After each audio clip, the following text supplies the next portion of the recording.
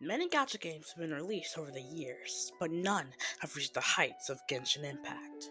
September 28th, 2020, during possibly one of the most depressing times in a lot of people's lives, Genshin Impact released and would completely go off the charts, getting over 23 million downloads and earning over $400 million all within 1 week. But what caused this massive explosion in popularity for Genshin Impact, and why is it still one of the most popular video games in the world? Well, in today's video, we'll dive straight into why Genshin Impact is peak Gacha. Gacha games, as we all know, uses the anticipation of getting a 5-star to keep their players, well, playing. But what made Genshin so different from the other Gacha games in the world? Well, it mostly has to do with what people wanted at that time. During COVID-19, people were stuck in their houses or apartments, scared of what would happen if they left their home. All they wanted was to be free and joyful once again. But what does this have to do with Genshin, you ask? Well, think about it. Genshin Impact gives players a truly giant world to explore and uncover. It's almost what everyone wanted, to truly be free and able to explore without any limits. Well, besides Paimon. But anyway, being able to explore a giant world, finding treasure, killing monsters, and saving people gives everyone a feeling of freedom that couldn't be found in the real world at that time. And with the promise of tons of new nations to explore in the future, everyone was hooked. But Genshin Impact's giant world wasn't the only thing that got people hooked to the game.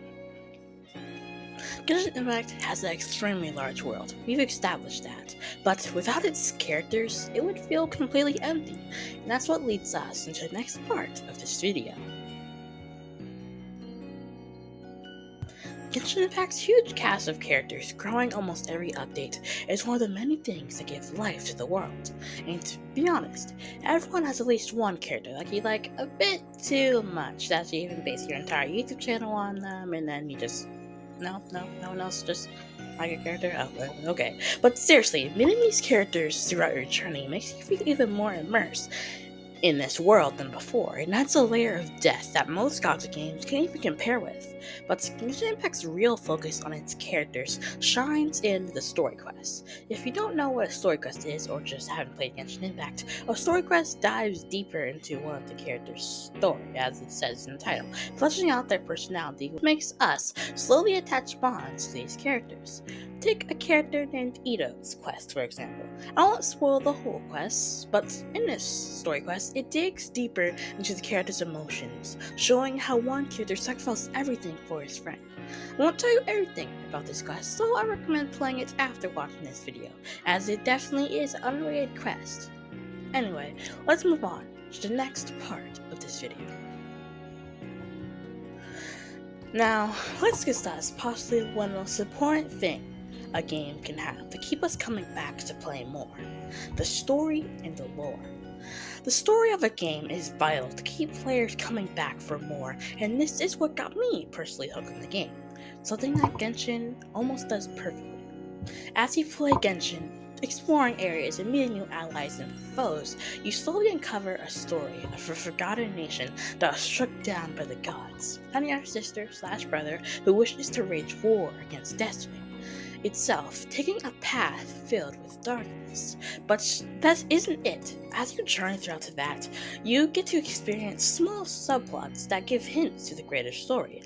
In Mondstadt, we get to defeat the abyss that was corrupting the Fallen. In Leeway, we have to deal with the death of the Geo Archon.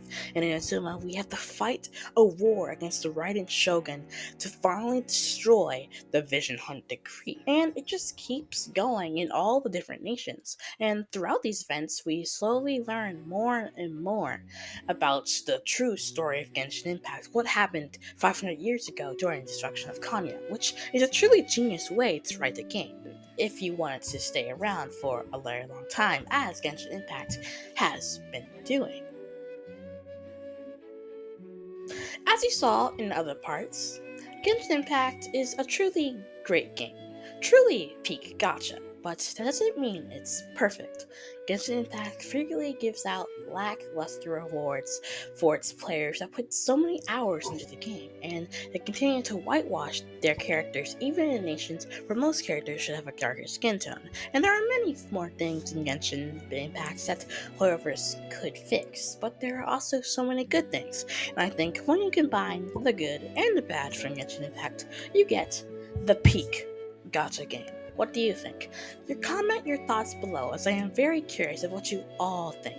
And I know, it's time to talk about HSR, Endless Zone Zero, and with anyways. Oh man, that's a lot of views to go about. But thank you guys so much for watching, subscribe and like, and I'll see you guys Starside.